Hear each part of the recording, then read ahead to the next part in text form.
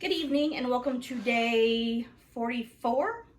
I think it's day 44 of 100 Days of Quilting with Queenie Quilts. My name is Catherine Wilson and I'm your host. And today, this video is for my students who are coming to class starting in just a few weeks. And I wanted to get something in the gallery so that they knew kind of what to do to prepare for class. So in this video, we're going to be talking about preparing your pattern for the best use of time in class. So from my perspective, the best use of your time in class is to be able to sew immediately. And so there's three components to make that work with the Quiltworx pattern. The first of them is being organized. Having your bags ready to go, your papers ready to go, all that stuff done. And part of that is getting your binder ready. So how I do it, and obviously everyone can do whatever they wish, but the easiest way that I find is a 3-ring binder. So this is just a regular 3-ring binder. I think this one's from Target. You can get them at Costco, you can get them at Walmart, you can get them from Amazon. It doesn't really matter.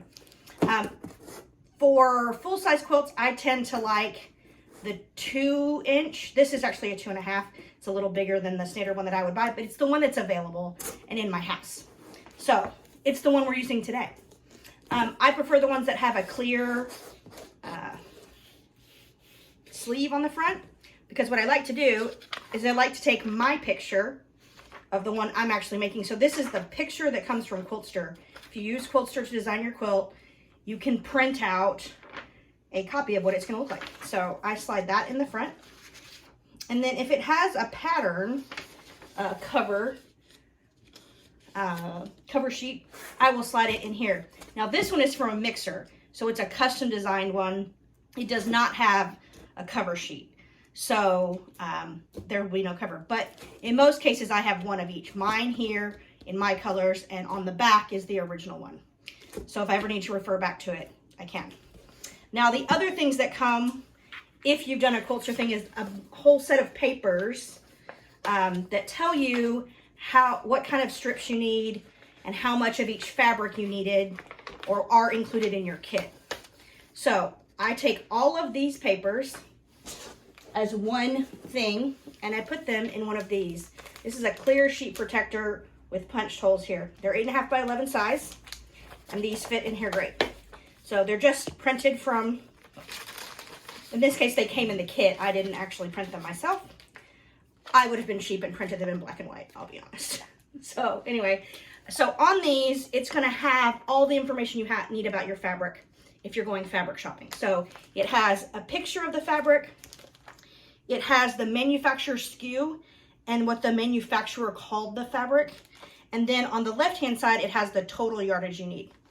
So all the fabric that you needed to buy would be labeled. Mine's about 8 pages long, so it is kind of a little packet of stuff. So, and that goes in the front of my binder. So I just open it and put it on the left. Now, the next thing that I put in my binder are, as you can see, I bought a kit, right? So it has multiple fabrics. They are all labeled with little labels. And then the fabric or the instructions come separately.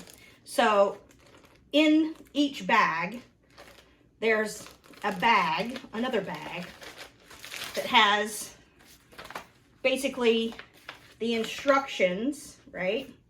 And in the instructions, there are your sewing papers. So these are your big 24 by 36 newsprint papers. So what I do is I set these are printed on 11 by 17.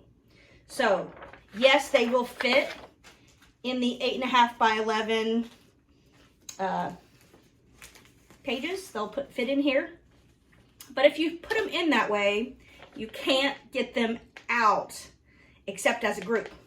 And so what I do instead is I just put them, leave them folded,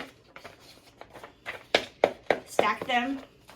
I place them on a nice flat spot, and then I use a ruler and cut about 1/8 of an inch in from the fold. So I just use a regular rotary cutter. You don't need anything fancy. I do a nice little cut.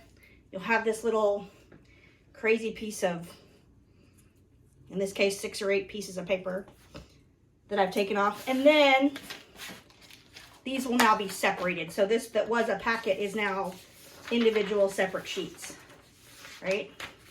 And then I will take each of those and put them in a little piece of plastic.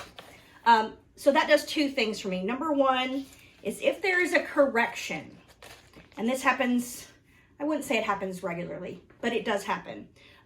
So if there's a correction, if there's something in these instructions that is found after publication to be incorrect, Quiltworx will put that on their website for you to print out.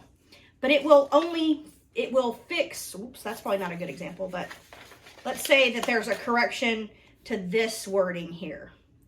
They will print, well, they will give you this whole page ready to reprint, right? With the correction in red bold. So you'll need to reprint this. But as a teacher, it may have not been corrected when the first time I taught it and got corrected later. And so I actually like to keep both sets. So I just slide the corrected one in front. So that's what I recommend for all my students, is to just put each one of these in a little sleeve so that you can turn the page as you go.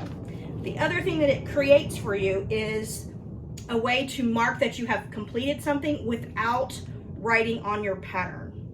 So I can use a dry erase, or actually use a wet erase marker. So I can actually check off where we are in the pattern. I do that as I am making it, and then I make any notes to myself as a teacher on that I need to make sure I cover with students on that actual plastic. Now mine live in their plastic forever, but a lot of people are going to use their binder and then they're never going to make that quilt again, because I need them to stay for forever, basically. I just keep them all together, and I basically have a whole row on my bookshelf that just has ones for each pattern. It's just the way that I keep them. It makes my life a little bit easier, and from a student perspective, it makes it much easier to figure out where things are. Now, the other thing that I will do, and I don't have any here with me, I usually have them around, but I ran out and need to go buy some, is I will go buy little tabs, little adhesive tabs that you put here, especially on a mixer, so that I can put which mixer component it is out here, so I can easily find it in my binder. Because a lot of times my mixers are not, well, there isn't actually an order for the quilt, right? Because mixers are mixers because you can flip the pieces in and out. That's the whole point of them. So as a result, I'll put a little tab out here that looks like those ones you put on like a file folder. Put it out here with the name on it, and that way I can quickly turn to whichever piece we're teaching that day. I don't necessarily know that I would do that if I were a student, but that's what I do as a teacher. So that's how I prepare my pattern and my booklet for class. Tomorrow I'll talk to you a little bit about prepping your papers, which is the next piece of being organized and ready for class. So that's it for tonight. I will see you guys tomorrow.